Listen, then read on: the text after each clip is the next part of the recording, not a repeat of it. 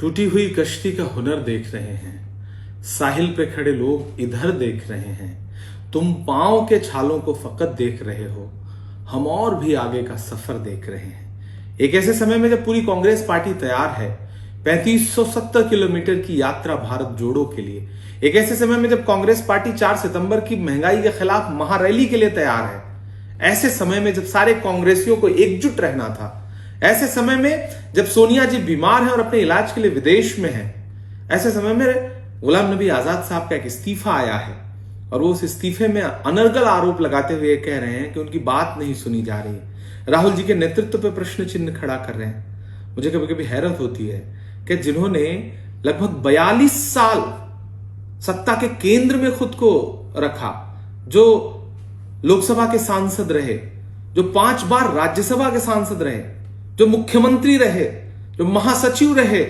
जो उत्तर प्रदेश समेत कई सारे बड़े राज्यों के प्रभारी रहे, वो आज ये कह रहे हैं कि उनकी बात नहीं सुनी जा रही। वो आज ये कह रहे हैं कि कोई स्टाफ जो है वो राहुल गांधी जी को संचालित कर रहा है। कभी कभी मुझे लगता है कि आजाद साहब की जो शिकायतें हैं वो शिकायतें कम, साजिशें ज्यादा हैं। और अगर उन्हें जरा सी कोई शिकायत है तो फिर हमें तो उनसे बहुत सारी शिकायत होनी चाहिए, पार्टी को तो उनसे बहुत सारी शिकायत होनी चाहिए।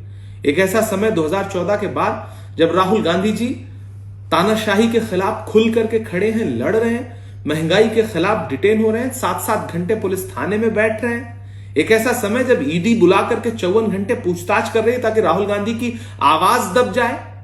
ऐसे वक्त में आप सुकून से अपने घर में बैठे हैं और फिर आप ये कह रहे हैं कि हमारी बात नहीं सुनी जा रही है।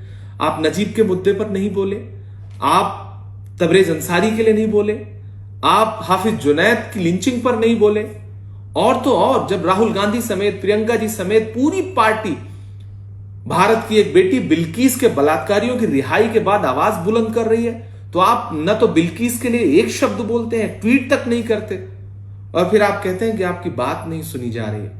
एक ऐसा समय जब आपको कंधे से कंधा मिलाकर के भारत को जोड़ने की कोशिश करनी चाहिए थी। आपने कहा कि भारत जोड़ने से पहले कांग्रेस जोड़ो।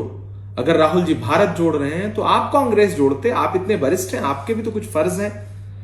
राहुल जी का सिर्फ एक कसूर है कि वो नई पौध लगा रहे हैं, वो नया नेतृत्व लेकर के आ रहे हैं, रिफॉर्म कर रहे हैं, बहुत सारे नए चेहरे निकाल करके ला रहे हैं। ऐसे में राहुल जी के नेतृत्व पे सवाल खड़े करना, उन पे टीका टिप्पणी करना, ये सीधे सीधे आपकी राज्यसभा की जो विदाई का समारोह था और उसमें नरेंद्र मोदी जी के जो आंसू बहे थे, उन आंसुओं का कर्ज उतारने का एक प्रयास है, इससे ज्यादा कुछ भी नहीं।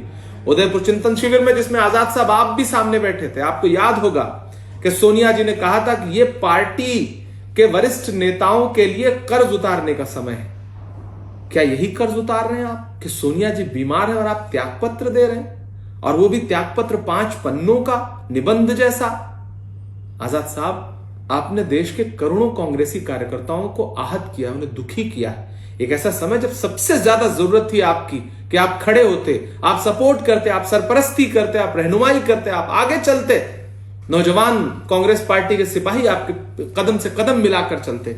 लेकिन ऐसे समय में आपने कांग्रेस छोड़ करके ये दिखाया, ये बताया कि वो पार्टी जो आपके लिए हमेशा मजबूती के साथ खड़ी रही, जब वो थोड़ी सी मुश्किल में आई तो आप उसे छोड़ करके चले गए। ये अच्छा नहीं किया आजाद साहब आपने। आने वाले दिनों में राहुल जी इस देश के प्रधानमंत्री भी बनेंगे और कांग्रेस पार्टी पूरी ताकत के साथ फिर इस देश पर अपनी विचारधारा के साथ आगे बढ़ेगी। उस वक्त में आप पछताएंगे और उस वक्त हम आपसे कहेंगे कि फलों पर हक जताने आए हो तो यह भी बतला दो, मैं जब पौधों को पानी दे रहा था तब कहां थे तुम। कांग्रेस के कार्यकर्ता आपसे यह सवाल जरूर पूछेंगे।